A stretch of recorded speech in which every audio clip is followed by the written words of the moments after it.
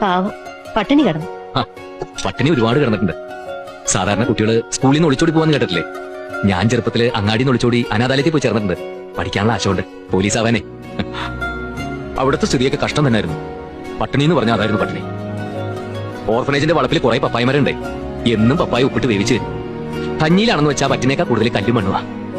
Inspection ആള് വരുന്ന ദിവസം കോറത്തുണി കുഴല് പോലെ തുന്നി 2 കൈയും പിടിപ്പിച്ചിടിച്ചു തരും. വരുന്നവര് ചോദിച്ചാ ആഴ്ചയിൽ ഒരു ദിവസം മീൻകറി, പിന്നെ മുട്ടക്കറി, ഇറച്ചിക്കറി, കോഴിക്കറി.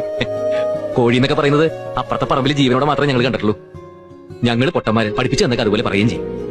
അനാഥ കുട്ടികളല്ലേ, ആര് ചോദിക്കാൻ. ഒരിക്കൽ ഞങ്ങൾ കുട്ടികളെല്ലാം കൂടി ചേർന്ന് പപ്പായ മരത്തിന്റെ ചോട്ടിൽ വെള്ളം തിളപ്പിച്ചൊഴിച്ചു. മരം ഉണങ്ങി പോകാൻ വേണ്ടിയിട്ടാ. തെണ്ടിക്കുട്ടികളുടെ പ്രാർത്ഥന ദൈവം കേട്ടു. പപ്പായ മരമൊക്കെ ഉണങ്ങിപ്പോയി. എന്നിട്ടോ അതോടെ ഉപ്പിട്ട് പുഴുങ്ങിയ പപ്പായ കൂട്ടാനില്ലാണ്ടായി.